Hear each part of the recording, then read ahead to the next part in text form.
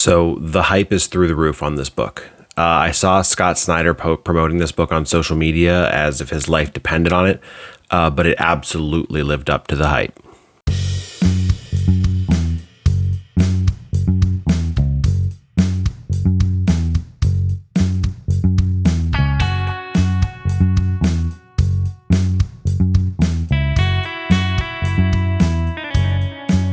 Welcome to Comics with Dan, and today I'm talking about Absolute Batman #1. This will definitely be a spoiler-filled review, so if you haven't read your copy yet, make sure you save this video to watch later, and then subscribe too so that you don't miss any other comic reviews that I have coming out. This is the first of the Absolute Universe books. After the death of Darkseid, created the Absolute Universe in the DC All-In special last week. We get a working class Bruce Wayne. He doesn't have the money, he doesn't have the car, all that stuff. But you know that because Scott Snyder made sure that you knew that. It's been all over social media. But what you might not know is how deep Scott Snyder dives into what a working class Batman looks like.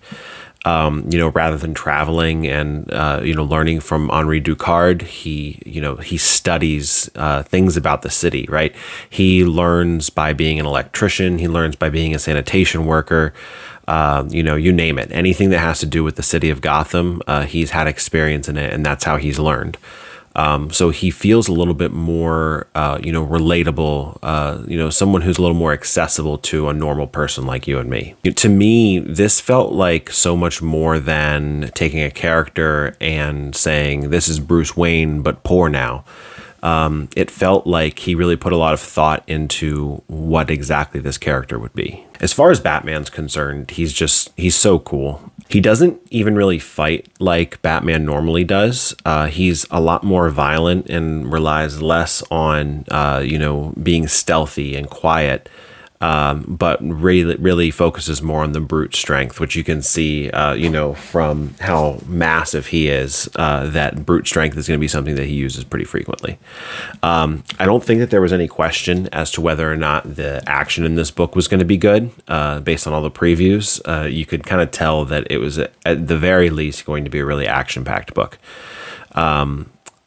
There's clearly a ton of inspiration taken from The Dark Knight Returns, not necessarily in a bad way, but I know that Frank Miller's Batman is older and more seasoned, whereas this Batman's only 24 years old.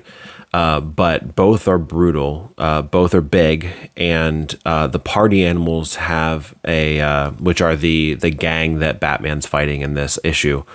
They bear a lot of resemblance to the mutants in The Dark Knight Returns. So I can see that, Scott Snyder was definitely inspired by Frank Miller's Batman, but definitely didn't just copy it. There's absolutely more to flesh out here that is not something that was inspired by The Dark Knight Returns. Scott Snyder's redesign of Alfred is awesome. Having him start out as sort of a rival, not a villain, but like a fellow problem solver of Batman is awesome. I think that's going to create a really cool dynamic. I really hope that there's like a mentor-mentee relationship coming up soon, because I think that would be really fun to explore.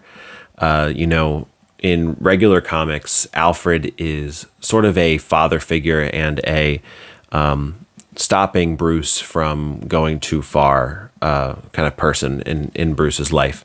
Whereas I think that if these two sort of get together and work together, it's going to be more along the lines of Alfred teaching him how to be, more of that stealthy side that he's learning, because he's, some kind of spy in this, that he works for some organization. I don't know if it's MI6 or not. But he can definitely he has a lot to teach Bruce, but different things to teach Bruce than in the main universe. Perhaps what I found to be the biggest surprise is that Martha Wayne is alive. The relationship between a grown-up Bruce Wayne and his mom is one that we haven't been able to explore yet. So I'm really excited to see where that goes. We got very, very small glimpse into just the fact that she was alive, really. Outside of that, we didn't get to see much more. But I'm very excited to see, where the rest of that goes. I think that could be really cool. So artist and colorist Nick Dragotta and Frank Martin were really good in this. Honestly, I have never really read anything, or at least not to my knowledge, that Nick Dragotta has done the art for. But I thought he was really good. Batman seemed huge, but just like he does, on the cover here, but he didn't seem like comedically huge, which I think was the concern of some people. Dragotta drew just amazing Batman action, some of the best I've seen in years and years. Not to mention the Batman battle axe, where he takes the emblem off of his chest and uses it as a battle axe. Fantastic. I had seen somewhere online that someone has a theory that the axe is going to shatter and it's going to sort of create a more normal bat-looking symbol, which is a possibility, because underneath the axe symbol is yellow, so it could be sort of that background. So that was a theory I saw online. It's not from any reliable sources, more just like a fan theory, but I think that's a cool idea.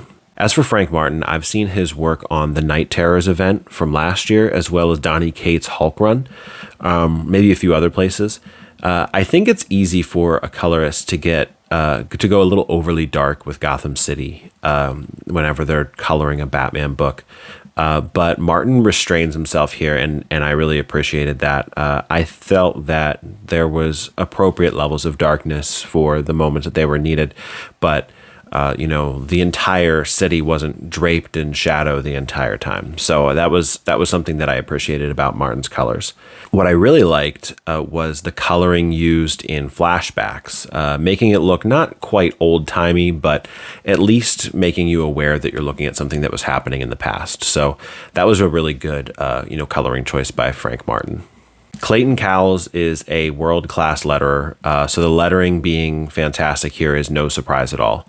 I loved Alfred's narration boxes. They felt updated for the character, the more sleek, spy-looking, gray that they were, but still had that classic handwriting that I really love when letterers use that, handwritten style for Alfred's narration. I think it just fits the character perfectly. And so Cowles does a really good job of sort of meshing the existing Alfred and this new Alfred together with his letters. There were great sound effects throughout the book, and with a book with this many panels, I can imagine that it's difficult for a letterer to maintain a good flow of where the story's going. But I think that Cowles put together a very easy to read book. So, hats off to him. He did a really good job. So the absolute Batman hype is real. Issue number 1, I gave it 4.5 out of 5 stars on League of Comic Geeks. I really liked it. I might be more hyped for issue number 2 now than I was for issue number 1 originally. It hit stands, Wednesday, October 9th. So make sure you get your copy. There's a second printing coming out. So if you missed this one, make sure you get that one and get it on your pull list. I think it's going to be a wild ride. I'm excited, definitely excited for the rest of what Scott Snyder and Nick Dragotta and Frank Martin and Clayton Cowles have planned. Make sure you like the video. Make sure that you subscribe. Check out my other videos here. And thank you for watching.